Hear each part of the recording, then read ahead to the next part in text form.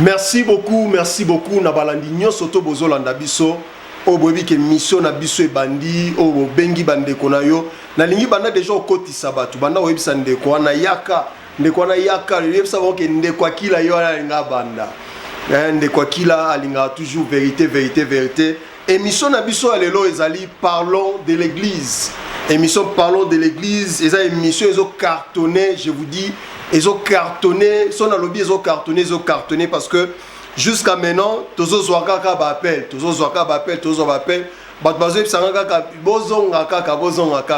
donc on dirait comme il dit solo ya vita imana entre Ndeko Akila na pasteur José Mukadi na pesio bonjour merci beaucoup Ndeko Akila. Merci beaucoup bomoni nazongisi lisusu pasteur José na plateau na biso pona to solola lelo na numéro moko ya très bien numéro moko ya bien numéro moko ya kitoko bokoyo kanena ba toujours to dans la minute c'est belete mais to betarali solo ya likambo eza important to solaka makambo ya bien o soit kabatu makambo ngo o bato belé balingaka te obi lelo so ba bengo ndumba soki ba place ba betali solo ya kindumba na biso go soit yo kaka vérité nyonso te soit ka vérité nyonso tout nem et vérité nyonso soit ka vérité nyonso pe ndesalaka ke muto azala malamu peu importe nenga na lobanga Ndeko Akila vérité yaka nango toujours malembe mais komaka etango komaka yaka pone panza yaka pe pone bongisa yango ande likambo to bengi vérité. Pasteur José Mukadi, merci beaucoup. To na ba chaîne na biso na Siloé TV na to Solango TV. Tout le monde a nombre d'abonnements n'engezo mata grâce à l'émission. Bato belé ba lingio, tous autres ba commentaires et bato belé ba zoloba. Na rappelé bato mingi ba olanda biso ki toza na kati ya Johannesburg précisément na Afrique du Sud. Pasteur Boni Makambu depuis dernière émission to salaki Boni Makambu. Je m'appelle Thomas Non, merci beaucoup. Nous disons merci au Seigneur. Et nous bénissons toute personne vraiment qui nous a fait confiance. Et surtout beaucoup plus Naba O Union s'abonner. Donc, et ça libiso lisusu plaisir ya makasi. Surtout beaucoup plus Nabatu Oyo, baza kozala na même idée ou soit idéologie. Oyo tozana yango pour un changement ya corps du Christ. Batu nyonso wana vraiment basali biso bien makasi na yango toza ko profiter na moment oyo ya mboto banda invitation ya lelo oyo nazue pa ya Ndeko Akila na lingi vraiment de tout cœur ko remercier Batouana, nyonso vraiment et surtout beaucoup plus honorable Nabiso, Oyandimi ko travailler Nabiso, Ogi Kalonji, vraiment un grand merci et beaucoup de courage na Oyo Soza Kosala et surtout beaucoup plus na partenariat na yo na Siloé TV na Tosolola Yango TV. OK, merci beaucoup. Bande on biso nyo surtout balandi o bazolanda biso toza lelo na numéro moko ya sika. Numéro moi sika bolandaka mingi na babar na biso ezoleka na se ndenge to beta ali solo ya génération capable. Génération capable eza na lobaki eza ONG. Génération capable ezo sunga, génération capable ezo aider bato belé sur tout le plan. Yana loba mingi na plan to banda ngo liboso eza sur le plan spirituel. Bato belé bazo bénéficier belé na groupe wana na kati ya groupe wana pasteur José Pazali ngande kona bino pe Akila Zali ezaki na point moko we batiaki débat lelo ezaki likambu ya offrande pasteur yango nabi ke balandi na biso ebele eza sujet na biso parce que le tozo lobela likambu etali l'assistance de l'église yango na lingaki un peu na zwa likambu ya bengi offrande nabi ke Ndeko Akila tanga banda ba question bato ebele bazaka mal à l'aise par rapport ya émission na biso na bat bazolo baka bangonde ba bandi bo déjà balimba banda ko attaquer mais ça likambo ko attaquer te mais ça likambo ezali vrai na sepe na maman moko bo femme capable maman na biso moko beya par rapport ya ba intervention na nenga bandolo ba likambo ya offrande parce que ça tellement moulai muto za pe na posa ko intégrer groupe ya génération capable numéro na nga eza wana ezoleka na se juste so bengi ngai to kosolola yango eza groupe moko chrétien bato baza autorisé mingi eza na ba norme o bengi nga to kosolola malamu pona ozala intégrer na kati ya groupe parce que question maman Betty maman Béa Ezali tant que on a ça débat dans quatre groupe a posé question qui très important question na lobeli likambuya offrande place nini offrande et que dans la quatre église ba pasteur ba lobaka ba serviteur de Dieu parce que le ba pasteur parce que ba pasteur ba berger apôtre aza muto ayeka ka établir kamati ya baluki akei atiki berger otobenga le pasteur prophète azala ba musala ne pas ça la ka vraiment mais likamo etali ko bâtir église ya mingi ba pasteur na ba apôtre na ndenge onga na yebeli a poser question à ba mama Béa azolanda pe biso mbongo ya offrande et kendaka wapi la question na liboso et deuxièmement ezali utilité ya ba mbongo wana utilité ya offrande ou service nini ba offrande na o ba bayaka na église et servaka na kati ya église ya wana question na simana. Ok, merci beaucoup Ndekwakila. Na moment oyo oza la bouche ya mama na biso mama Béa. Oyo a posé motuna wana eza motuna moko ezali très capital. Offrande kati na église ezali malamu.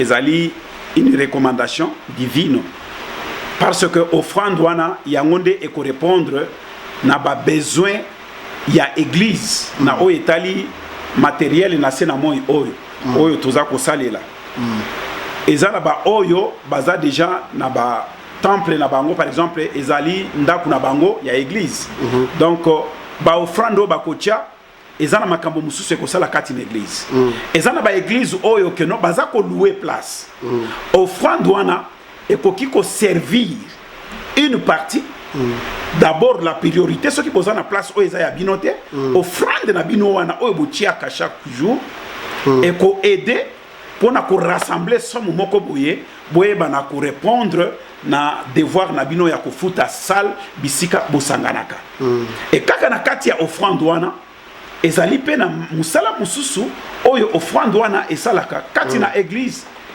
lisungi na ka par exemple ndeko azako bela na kati l'église ndeko na kati l'église place à kolala ezate et si le moyen est si suffisant tokoki ko futela ndeko wana place ya kolala ndeko wana totali malade na ye ezako nécessité malgré ba prière azui il faut pe ko memaye pe pa na ba minganga to ko memaye na hôpital na ba offrande na kaka na moyen oyo offrande wana et kota kana église il y a des orphelins kati na église moyen ezali ebele à partir de offrande de Kotaki.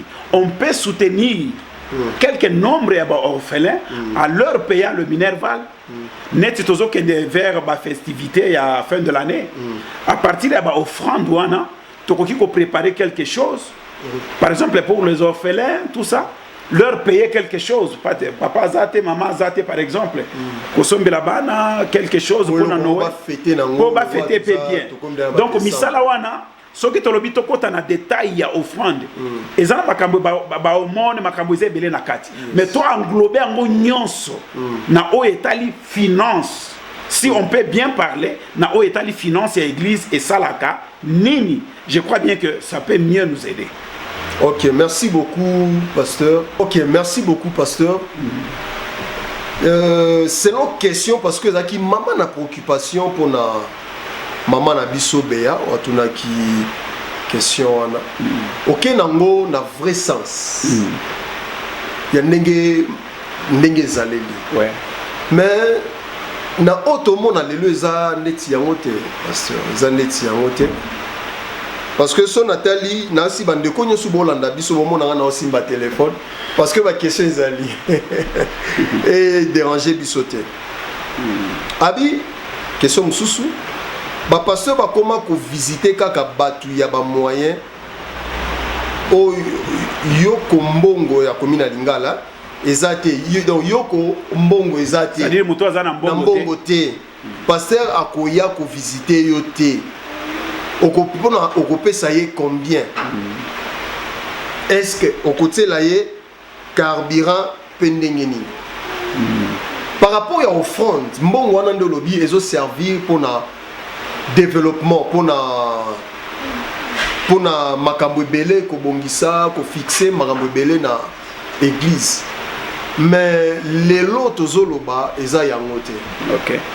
Eza yango te nde tozomona pas na ba pasteur ebele ba serviteur bato baza na ba église soit apôtre ou peu importe. Eza lelo mbongo ya offrande o ezokota ba pasteur bakomi ko servir yango pour na ba intérêt commun na bango. Donc si on a bien intérêt commun, ça veut dire na pona bien yanda kunaye, pona minerval ya mwana naye, pona babiloko etalié pasteur. Ngana na tuna yo lisu na se ya motuna ya mama na biso beya. Nasi na émission moto zaki nango, on avait aussi parlé à propos ya likambo ya pasteur bandimi basombi église avant na koma wana. Pasteur Bosali appel des fonds. OK. Appel des fonds to limito somba drum. Drum wana eza ya $1500. Bosali a hôtel mi liboso na cher s'il vous plaît pasteur parce que Bosala mamwana mingi na cher. Bosali appel des fonds toi na posta to somba drum ya $1500. Na $1500 wana ozana posa batu ba se manifester ba osomba. Oui.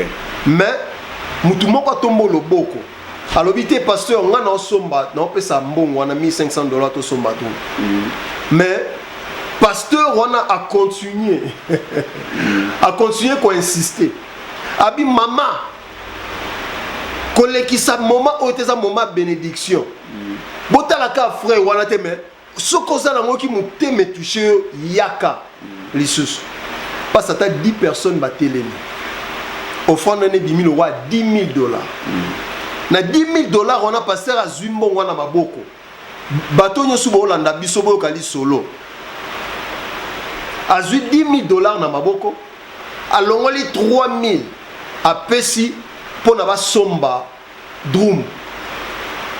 $7,000 wana et que wapi bandimi ba pensa ki ke na 7,000 wana etikali parce que robakisa moi loko akobakisa donc elo mobweka par rapport ya mbongo azui mais malheureusement le pasteur na $7,000 wana sombela ngoka sikoyo batu wana o bazo mona action o ba pasteur bazo sa courage ni bazana ngo pa ba memalelo na ba offrande be ko pesa ba pasteur ba dîme na ba. Merci pasteur. OK, merci beaucoup ndeko Akila pona motuna o eutie pa ina ndeko na biso. Na kolobana no boye na kimi question te mais na lingi koloba réalité moko oyo elekaka na église na makambo etali finance pe oyo bato ba yebaka te. Na zui d'abord réalité ya liboso oyo tokuta na kana yango na église. Ebele ya bato batombola maboko. Ba pesa raté. OK. Et réalité wana ko vérifier ngo par exemple pas ina bato bazali ba responsable ya finance. Bato batelemisa ki maboko bazaki 10. Mais question à se retrouver que nos 4 personnes ne ba répondre. Ou bien 6 personnes ne ba répondre. Ba misusu wana rien et comme il va promesse. Alors l'église serait comme il a promesse. Na soki bokomi kolandango et même bakalisousu makelele. OK. Alors qu'est-ce qu'on fait? On laisse passer ça comme ça. On se contente de ce que on a. Et ça la réalité mususu. Et pas il a pasteur oyo asali acte wana ou soit collecte wana. Na barrière pensée na ye. Et non avec une pensée qui est pure. Azaki na ba penser na ye mususu derrière ça. Alors ils a bien été. Là on ne peut pas encourager. Par exemple, bosali ko boza besoin na offrande pour na kosomba drum ou ils a coûté $1,500. Et boye ko se retrouver que bo récolter $10,000. Ça c'est la bénédiction, c'est une grâce. Ouais. Est-ce que besoin à l'église et c'est limité qu'à na drum? C'est là où le pasteur qui a récolté l'argent doit comprendre. On a récolté $10,000 au moment où on avait besoin de 1,500 yadrum. Maintenant, le reste, c'est qu'est-ce qu'on fait? Totali des points essentiels où l'église a besoin. Voilà. Et tosali yango et nyonso oyo tosali église ezali kopesa rapport clair. Alors lorsque l'église donne des rapports clairs, ba mirmiro ekobima te. Ba mirmiro ezakobima bisika dictature ezali. C'est là où on manque d'organisation. Exactement. Donc pasteur, yemoro visionnaire, yemoro financier, ba entraîner surtout ya mbongo ya ba offrande ou bien ba dîme, c'est le pasteur qui dirige cela. Voilà. Là où règne des esprits pareils, nde bisika ba mirmiro ezakouta. Mais une église bien administrée, voilà, là où tout est écrit et la transparence est là, Bamirmiro est raté. Pourquoi Ezaté? Parce que vous allez voir les œuvres de ce que vous aviez donné comme contribution. Voilà. Là où transparence est là, beaucoup qui vivre dans la transparence sans pour autant voir les fruits de cette transparence. Vous avez récolté 10 000 et l'église a droit de voir que non, l'argent quand même on avait récolté. Donc c'est par là que j'ai voulu donner le deux sens dans le moment où tout ça la kababiloko wana. Et dans le moment où vous récoltez, Dieu vous fait grâce, mbongo yebele. Et dans le moment où vous payez que non, vous sali et collecte wana, batu mususu ba pesité. Et ba réalité mususu le kakawana, batu baye ba kayangote. Les gens oublient. Par exemple, n'a précédé une question. Les gens n'ont pas pensé que non, n'a pas ça qui dit mais pas un pasteur. Au moment où l'église nous payons par exemple à $1000, mais dans ma boko, tu as par exemple à $800. Et yo pesingai par exemple 10 000 à $300. Moi en tant qu'un pasteur responsable, tu as foutu à salle il y a $1000, mais nous manquons $200. Qu'est-ce que j'ai fait? Je prends na dimnayo à ma conscience à moi. Pour que l'église n'ait pas de problème. Je prends les $200, je complète là-bas et ça fait $1000 na pesi. Mais il n'y a aucun esprit qu'on a à Kolobake, non? Pasteur allié, $300 nanga. Mais pasteur, eza likambo tout le monde a lelo. Juste na sous-question par rapport à likambo tout le monde a lelo. Ba pesi offrir le comment on a quatre ensemble na quatre églises. Oui. Peut-être pasteur José Moukadi lelo membre moko ya lobby. Pasteur José Nalina Pambola église yanzam. Parce que l'église n'aime surtout foutre la ka. Foutre la ka, ko foutre la bon on peut bien le sous-souter. Na zulo pango na ngai. Oui. Na pesi yango pa nkolo na pesi yango église. Allez, pasteur Rwana, parce que pour nous répondre, qui ne tue pas mon toit le bakiango. Pasteur Rwana va pessier, va s'aimer l'église, le pan plutôt pour l'église. Mais le pasteur a pris cet argent et pardon la parcelle à qui n'a pas cadastre à ministère affaires foncières à Otia Combo Yanani. C'est ça la question. Parce que nayebi et là on y a comment. Ok, merci beaucoup de quoi qu'il a pour la motuna oyo. Très capital et une très belle question. Merci. Ndebisika désordre les locaux d'une église. Et ceux qui tozo fingama beaucoup plus. Ce n'est pas parce qu'on n'a pas Dieu. Mais loko ils ont fingi sabiso c'est l'organisation. Église o ezali bien administrée. Administration na yo est limitée quand l'église bisiko zo kambate. Mais la meilleure d'administration commence avec l'État. Okay. Lorsque votre église est bien administrée, tu verras que non, ces choses ne peuvent pas survenir. Ce qui est l'église est bien administrée. D'abord, Mouto et Azako Pesa. On a Pesa qui conseille beaucoup plus na Mouto et Azako offrir. Il faut d'abord Mouto Oyo Azali suffisamment enrichi na connaissance et la parole. Parce que tant que Azako Pesa, il faut ailler Bapé Loko et Kewapi. Parce que yo Pesi na combo que non a Pesi l'église. Mais en réalité, dans le document, le pangouna Azako signifie que c'est un pasteur. Il y a des places où l'on a zolinga na kende. Oui. Parce que le... Nasukisa. Pourquoi est comme Parce que le pasteur n'est pas en ordre avec l'État.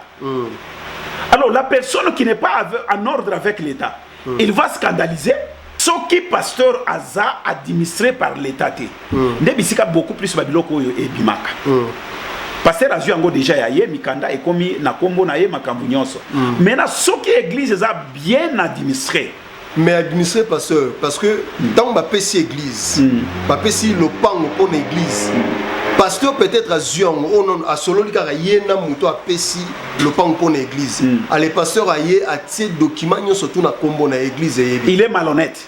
Allez au moins quand maman va construire ka église na ka tu mais pasteur azo vanter azo ko sorgei que église n'a mindim ta somme. Quoi qu'il a avant aussi qui ça va question na yo sur ces points là. Il est malhonnête.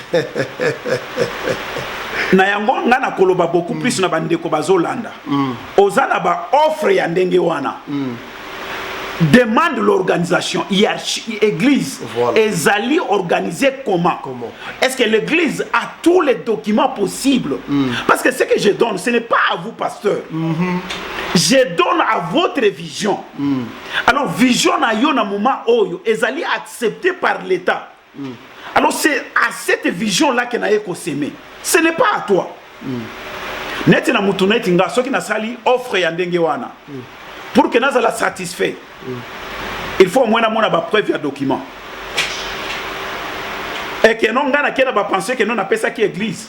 Mais nous avons ça qui nous a pensé que nous avons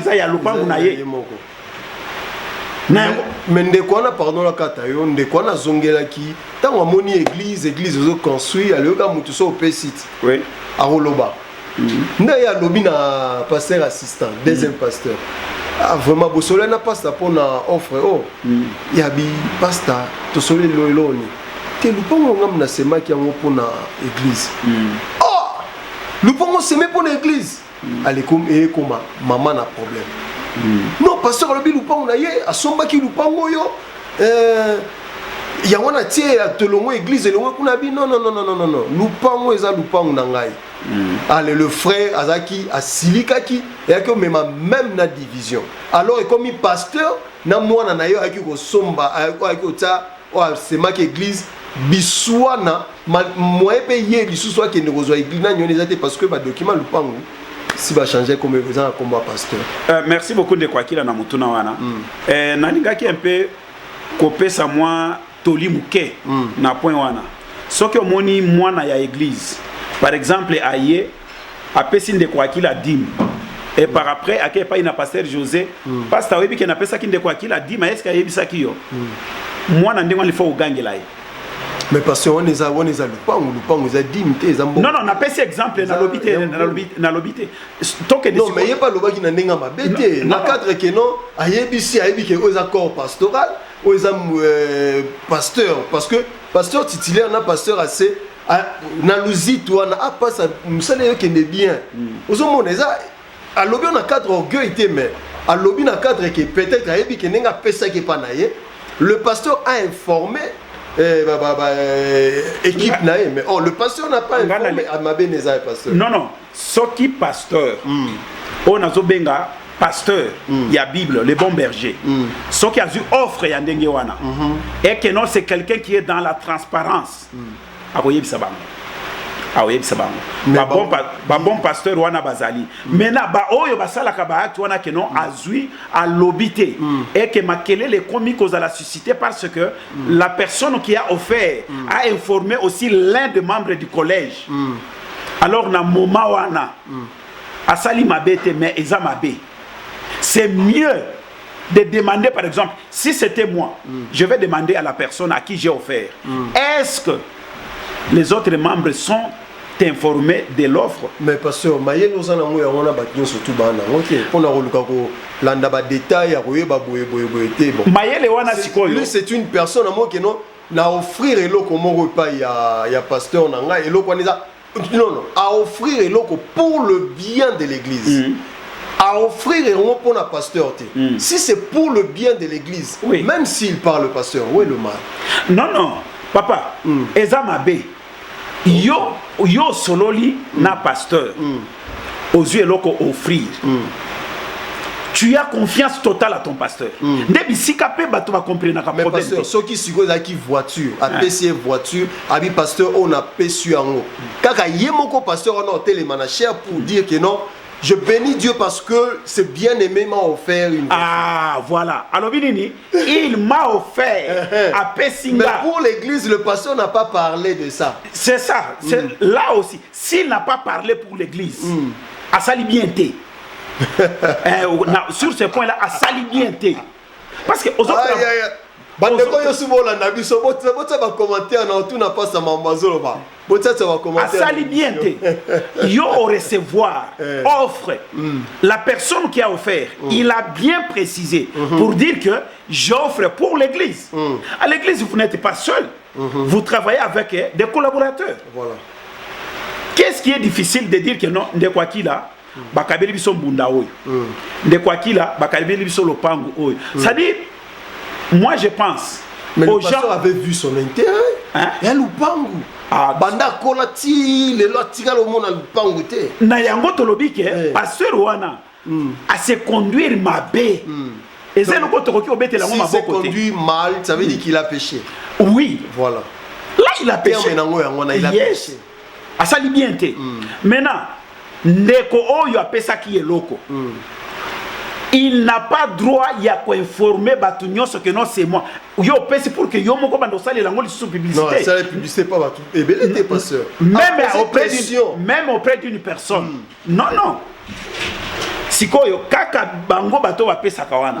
Bakoye la biso par après na verset ya koloba ke non. Oyo loboko ya droite et pesi à gauche yebate. Mais il y a pesa qui na droite kaka ye mutu ya comment le pasteur se va pesa qui voiture, il vient dans la chair pour parler de ça. Si il faut que yeba iloko nini animé pour que aya kolobela ngona chair. Na moment où ba pesa ki lopango ya église aya ki koloba ngote. Alors c'est deux choses. Il faut comprendre qu'est-ce qui l'anime. Nous avons un très problème sérieux dans l'église aujourd'hui. Le problème c'est quoi? C'est conduite à Saint-Esprit. Voilà. C'est là où est le plus grand problème. Tango muto komi ko zwabo mutu na yo ya ndaku na yo ndengo geraka ndaku na yo o gérer pe église ndengo wana e ko simba te parce que le problème de l'église c'est l'esprit. OK. Le problème de l'église c'est l'esprit. Pasteur, merci beaucoup na balandi nyoso bona.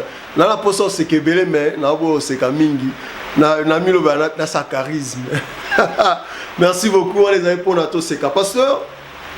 Ezana ba makambo lelo vous le pasteur bozo fingisa comme na Yahweh.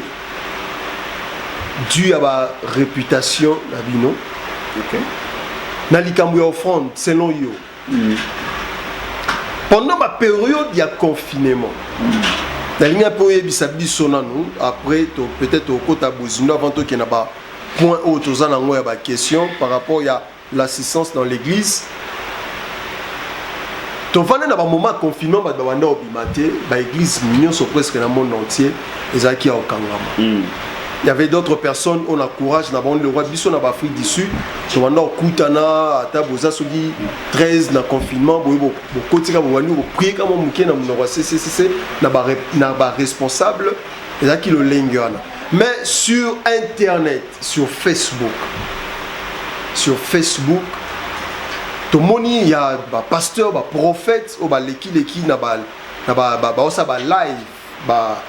live par rapport à la carte ça va Facebook na bango ba ça la prière et il demandait de l'argent qui va s'aimer l'église là au Kangama mais bango il faut ba s'aimer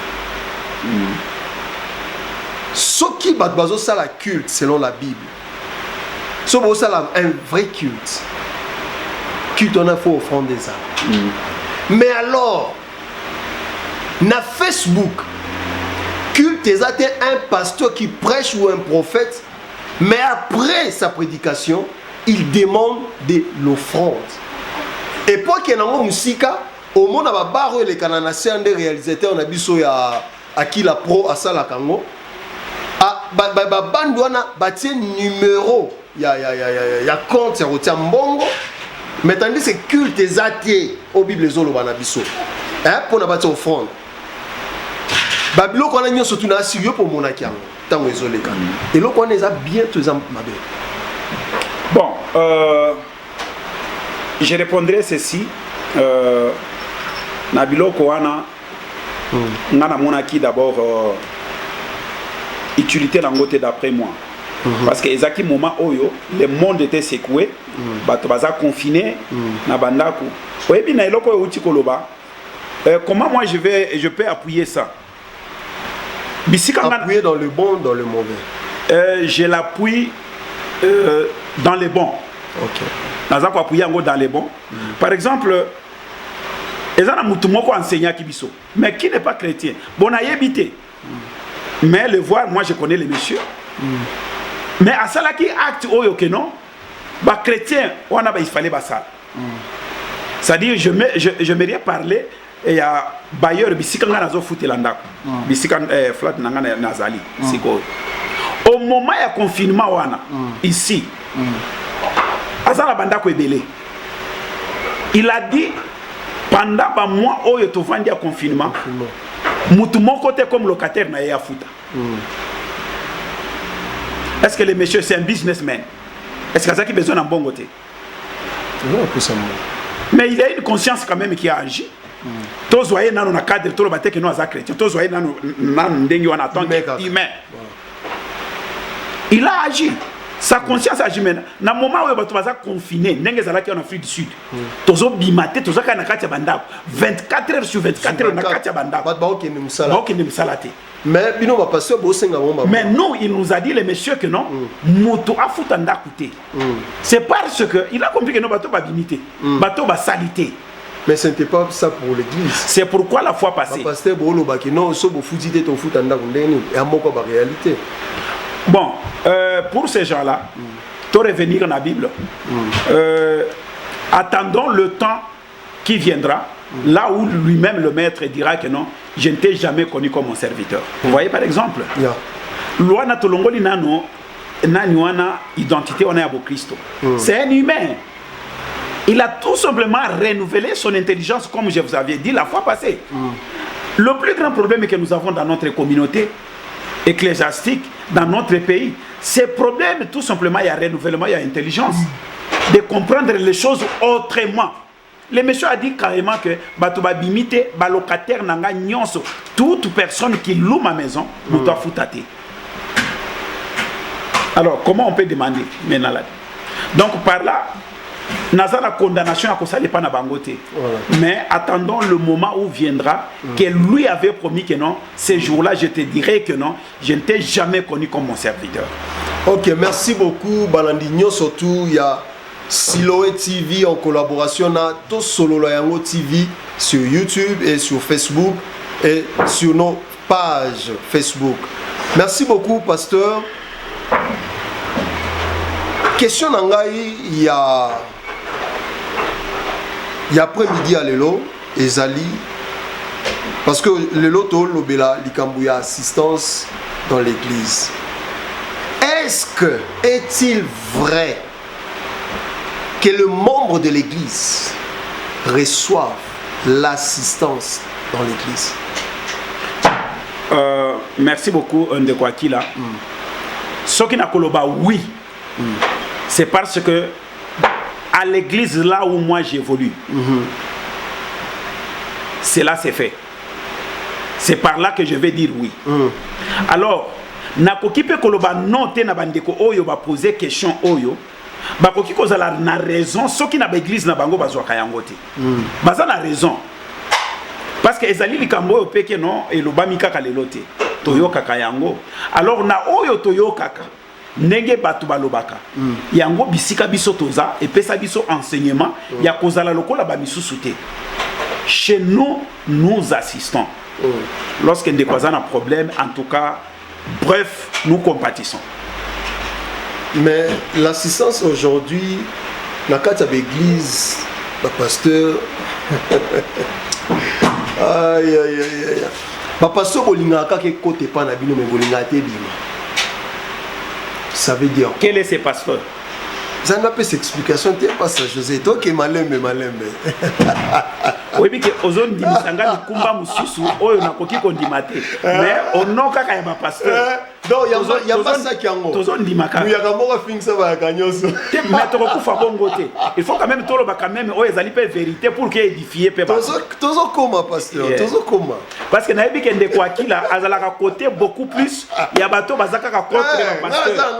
Ngaza katikati. Na contre ba pasteur te mais na katikati ya bande ko nyusu ba Olanda biso na yo. OK. Ozomona. Ngaza na katikati ya.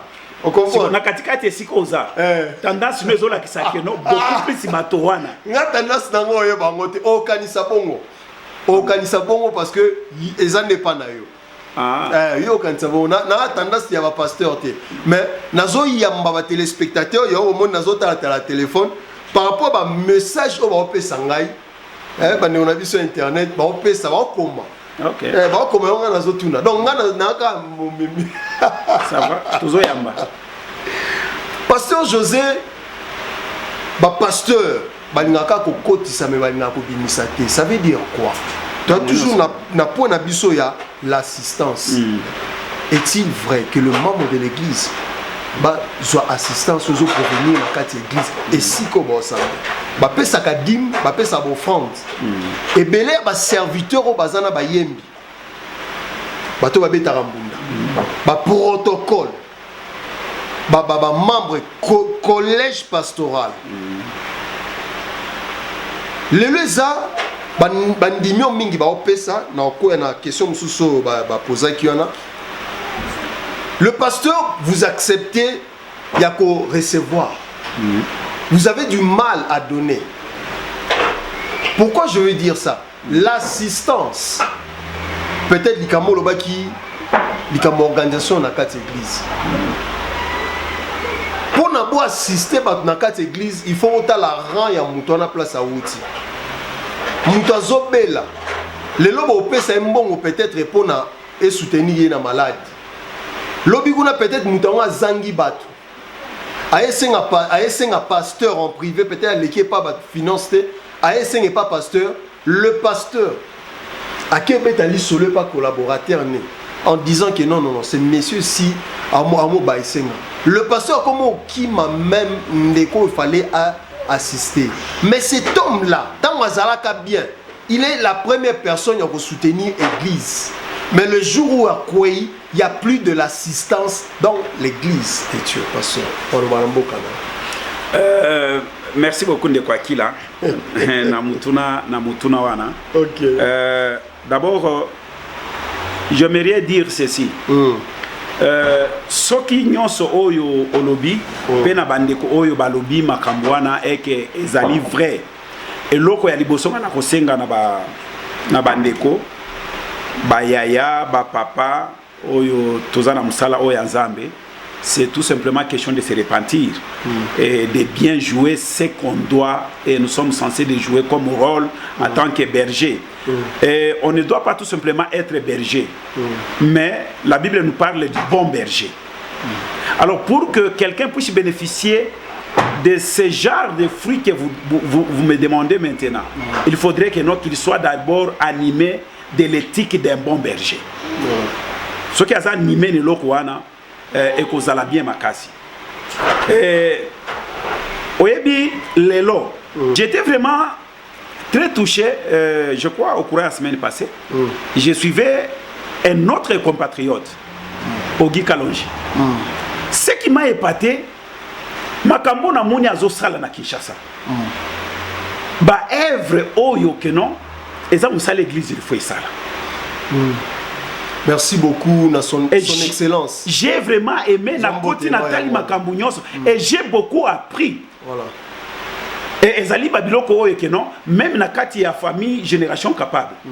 C'est-à-dire, j'ai vu que non, vision, il y a église. Vision, il y a Génération Capable. Vision, il y a Fondation Foka. Donc, aux hommes, que non, et englobé, et puis si elle est et j'ai aimé ça. C'est ce que nous sommes censés de faire. Alors dire que le pasteur reçoive et le pasteur ne veut pas faire sortir ou soit donner. En tout cas, moi je ne suis pas de ce genre. Moi je ne suis pas de ce genre. Bambongo nyo sote kota en offrande. Église déjà batongi kitoko. Hôtel l'église a été déjà bien bâtie. bien décoré, tout. Ben, instrument bien, église ya munene. Mais pourquoi les églises de réveil en particulier? Tous en église et tous en école. Tous en orphelinat. Nabi orphelinat ya église. OK. Il y a beaucoup soutenir les bandes. Parce que biso photo de le chrétien ou bien église total la fondation langue au chou.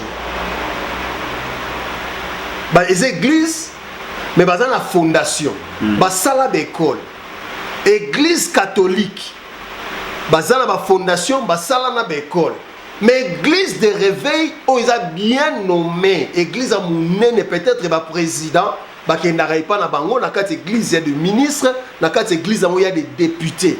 Mais pour na ko sala loko peut-être ba bengi école ou fondation bah ça la raté. Quelles sont les raisons? OK. Bon ezate Tony pour tous les Canadiens deuxième point. OK, merci beaucoup Ndekwakila. Sur ces points sur cette question nazana des réponses na koki ko pesa yo. Na question oyo tu ko poser. Question ya liboso. C'est le problème du cœur. Problème à liboso. De la personne. Là ça dépend du ministère. Yes. Donc muto déjà à pasteur ma mutema mabe na ndengena. Problème du cœur. Ah bon na mutema. Na lobi kamba mutema mabe ou bien mutema malamu na été mais na lobi problème à mutema. Parce que ngana zo baksaka po ça la bien bandeko bazolanda biso ba comprendre. Bon ndeko ya comprendre biso bien terre le pasteur José Mutaloba ki bongo raison ndeko akila Mutaloba ki bongo. Parce que au monde muto peut-être au même pas ça. Bablo mususu to tsaka ba blo ba pasteur te. Et éducation muta zui. Il y a mon qui bref, c'est le problème du cœur. Alors lorsque je parle du cœur, là vous comprenez beaucoup de choses à l'intérieur. Non, beaucoup de choses peut-être nous allons comprendre. De quoi nous comprendre pas ça tout le bango vérité. OK, ndeko ngana lobi boy na lobi que na question de quoi qu'il a posé, ma pasteur bazoko kosala yango te. Na yango réponse na nga ya liboso na lobi que ceux qui eza na ba église de réveil o eza kosala yango te. Na lobi ete ezali problème ya cœur. OK. Problème ya cœur na ko signifier yango boy. Eloko ya liboso na exemple pasteur tango lobi likambo ya cœur.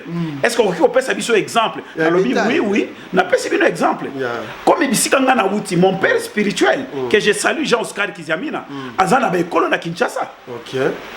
Kiziamina azana ba école na Kinshasa. Makala ba yolo babu ba école na yezali. Oyo bana batanga kalelo. Ba oyo ba tietembe bazana Kinshasa, bazana yolo nord, bazana yolo sud. Mais est-ce que l'école on peut batanga au fait? Oui, bazali.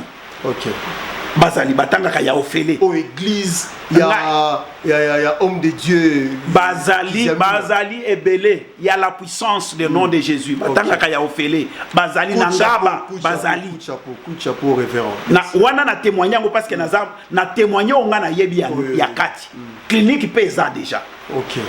Ozomona bazo traitement ofele non ya ofele te bazo ka traitement moins cher par rapport ya ba place mususu ba centre mususu o ezana Kinshasa prix na bango ezalaka na C ozo comprendre mais est-ce que l'église mususu ba na ngote bon yango na lobili kango cœur ba église o ezana ngote mais so déjà pasteur Jean Oscar Kiziamina à Salibon peut-être ça dépend aussi de l'éducation familiale aussi et sikauti parce que ba pasteur to ba nosiko kolo pas makambo ya ba pasteur sous makambo ya bassin na nzambe te mais on déjà likambo éducation muta continue na ministère parce que wana ngai ni na oloba wana nde kwa kila concerné nga parce que net au monde na mutu une personne a eu une très bonne éducation aza issu na famille moko baza bango bazala mbongo te mais il y a éducation ya bien et lorsqu'il entre dans le ministère je parle du ministère OK lorsqu'il entre dans le ministère et ça la paie bien na motema nenengeza parce que un pasteur qui ne kaba pas il y a kabaraté le pasteur mais na kati ya ministère ezaka ba masolo le to mona pasteur ndekwakila na yemo mtaliboso banda kolobala ba to semaka na kozongela eloko na lobaki kaka omoni nyoso ozoloba wana nyonso ezaka ka awa question na yo oyo otuni pona ba pasteur o bakabaka te naza na condamnation na koki kosala epai na bango te mais par rapport à motuna no ndenge otuni na koloba keno eloko wana eza likambo ya motema bazotonga baekole te banini te eza likambo ya motema mais na kolobaki eza na bapasteur oyo baza mpenza na baœuvre oyo baza kosala quand même ezali mpona koede humanité baoyo bazali tout autour na bango alors soki na kolobaki bapasteur wana baza parce que naza na témoignage na bango bisika nga na uta le père Jean-Oscar Kiziamina azana ba école na ye lelo eza presque na ba commune ebele ya Kinshasa okokuta salut le pasteur Jean-Oscar Kiziamina okokuta ba école ya la puissance ezali clinique pe lelo ezali bien que na clinique eza la même école ba misusu ba futaka te neti ba orphelin ba futaka te mais les autres ba futaka mais ezana ba prix net ba futaka na ba école mususu te et pas ina prix quand même ezana se yango azana pena bato ebele ozomona donc bato ndenge wana bazali na yango na question na lobby que non ezali problème ya motema OK, merci beaucoup pasteur to komiko chité lelo net lobby so lelo community leader na kati église ou bien les lozo kamba église na yo elo nini okoki lelo ko apporter peut-être lelo kwa sika na oyo moni zo zanga na kati ya makambo etali christianisme ou bien na kati église. Merci. OK, merci beaucoup de quoi kila même bisika naza ko vrai na vie na ngai en tant qu'un homme de Dieu na contribué déjà na salaka oyo un homme de Dieu akoki ko sala et na salaka yango kaka nga mo côté avec toute ma famille moi et ma femme donc tozali na ba œuvre oyo to salaka déjà oyo ko lakisa keno quand même toza basali na Nzambe et otuni lisusu point moko ezali très capital un jour que non voilà leader d'une communauté ou bien d'une église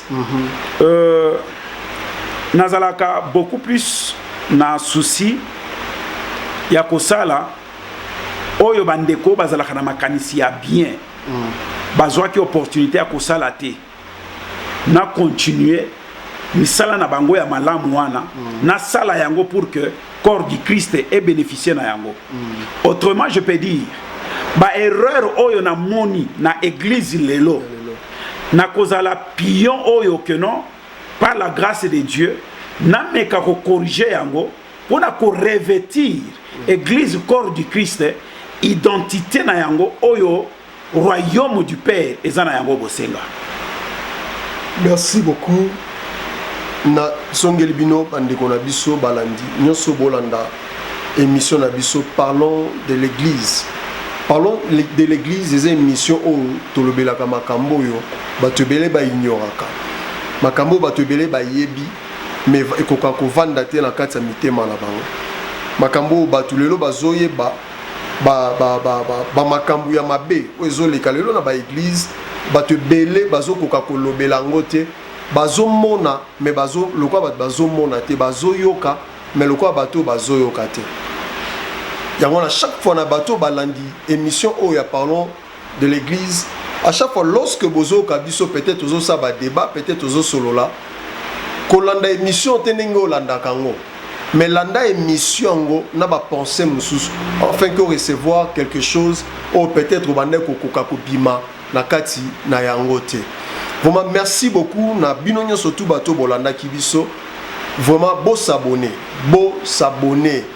bo aimer, bo partager ba vidéo na biso oyo bozomona o tozo sala mingi peut-être na pasteur ou bien pasteur Azaye moko bo s'abonner bo partager la bonne vérité ou bien la bonne parole ko lukato gardant uniquement ka pona yo mais partager na yebi ke bato belé ba partager mingi makambo eza stupide makambo ezangi tina makambo eza na importance te na biso ba congolais akaka lelo ba publier ndeko na mutakala automatiquement au publier au lukika comme moi on a Facebook aux yeux mamo kamato partager mais lorsque les Congolais parlent de choses bien ils font la biso misu vraiment on a du mal Yako partager yango.